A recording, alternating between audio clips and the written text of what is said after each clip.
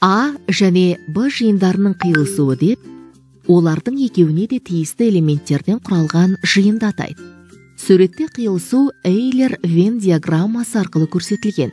Мысалы, А жиынының элементтері 3, 5, 8, ал Б жиынының элементтері 4, 5, 9 болсын.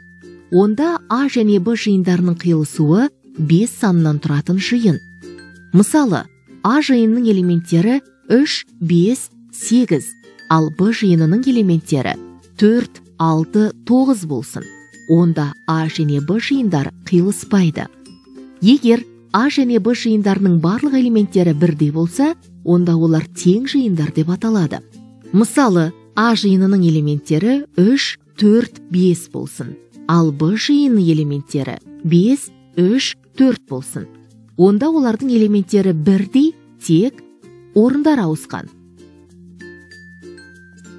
Егер А жиынының барлық элементі Б жиынына да тиісті болса, онда А жиыны Б жиынының ішкі жиыны деп аталады.